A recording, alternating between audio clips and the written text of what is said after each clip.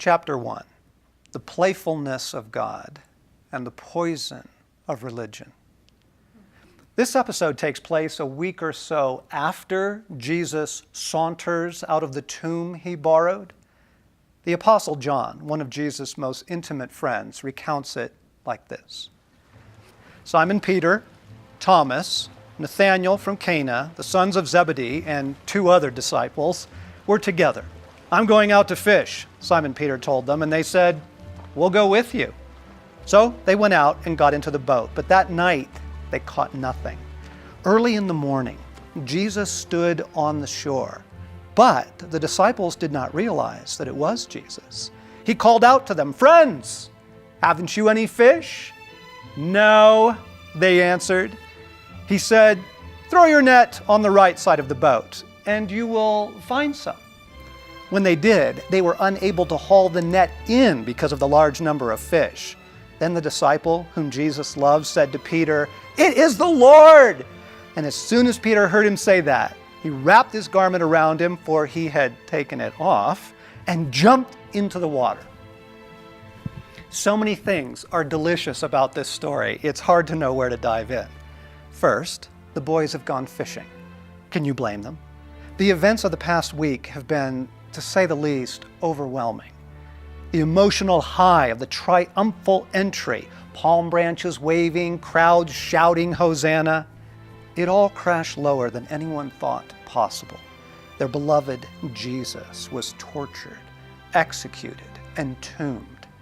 But then, fantastic beyond imagining, he appeared to them again, alive, twice, though at this moment, they're not sure where he's gone off to.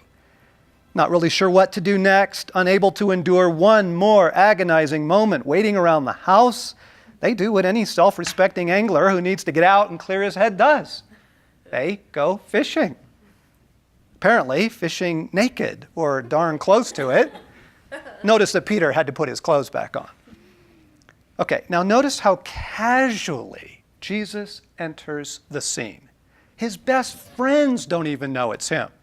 This is the resurrected Lord, mind you, okay? Ruler of the heavens and the earth. Think Mount of Transfiguration. Jesus could have announced his risen presence on the beach with radiant glory. He knows there is nothing in the world that would help his mates more than to see him again. He certainly could have shouted in his commanding way, "It is I, the Lord, come thou unto me." He doesn't. He does the opposite. He hides himself a little bit longer to let this play out. He simply stands on the shore, hands in his pocket like a tourist, and asks the question curious passers-by always do of fishermen, "Catch anything?" The nonchalance of the risen Christ here is absolutely intriguing. Whatever Jesus is up to, the moment is loaded for his next move.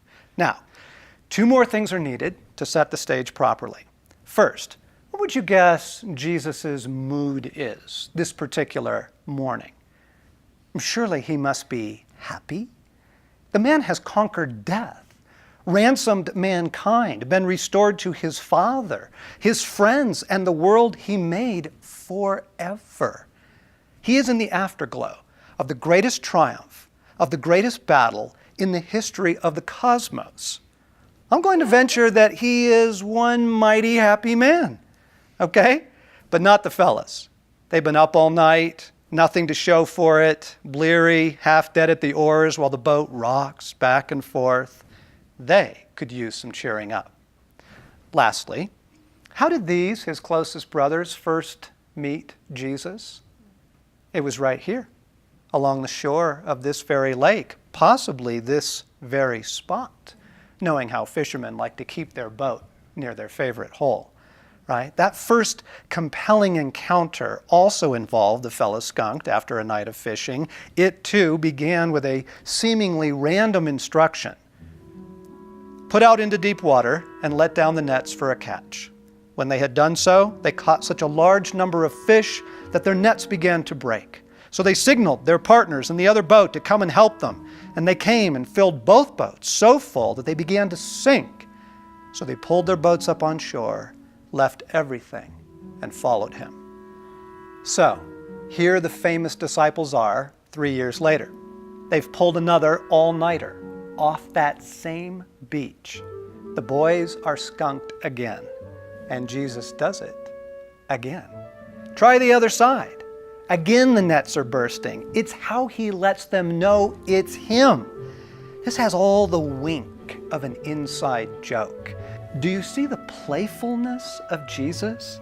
His timing, the tension, his hiddenness, a tourist-like question, the same lame suggestion from somebody they think knows nothing about fishing, and then bang, the catch.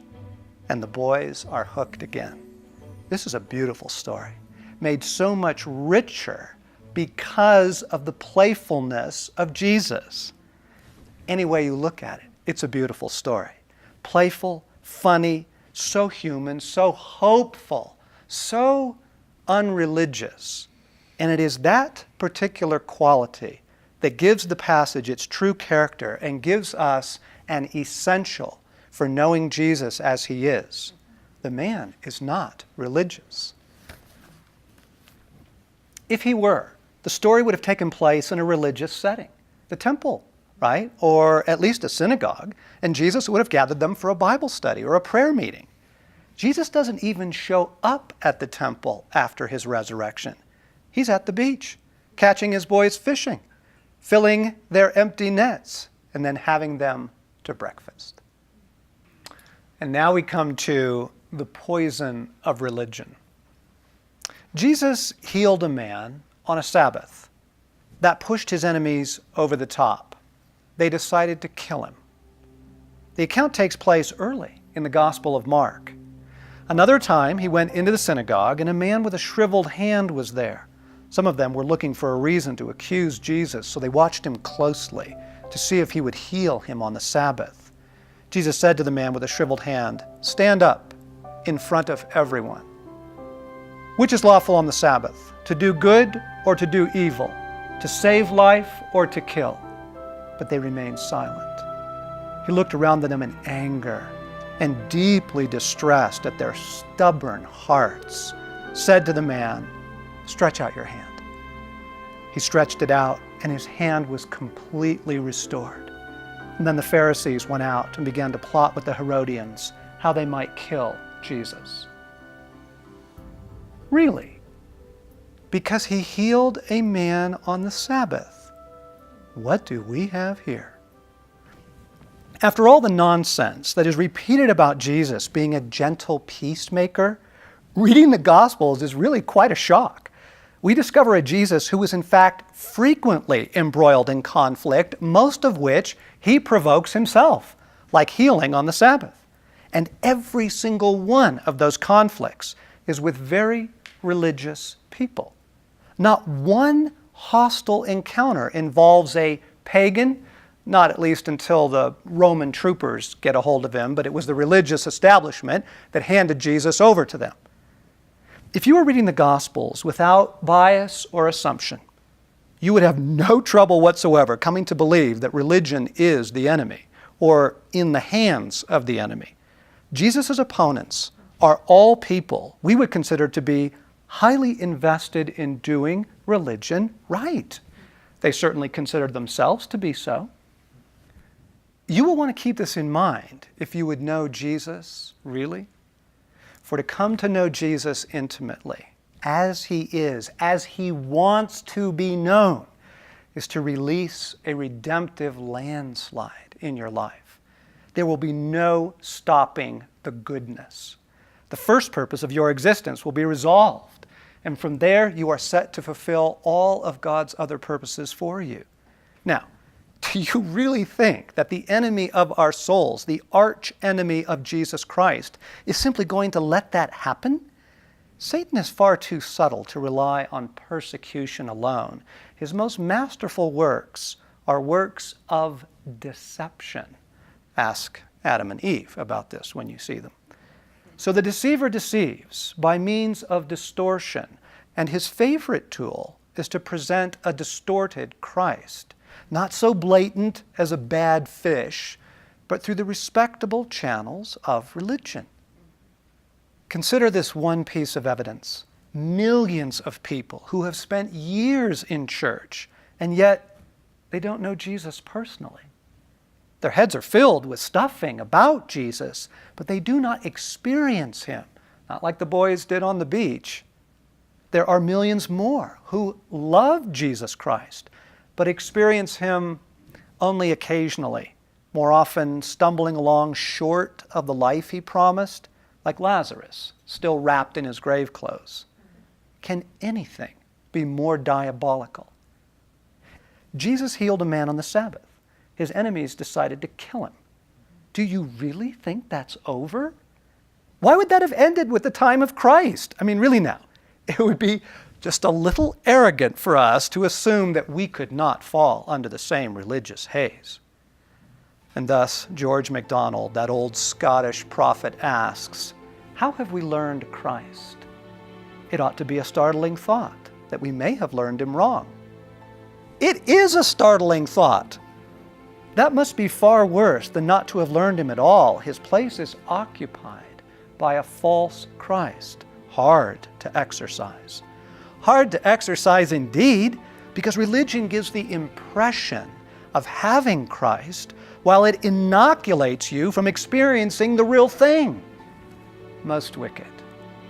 If you want to ruin an economy, flood the market with counterfeit bills.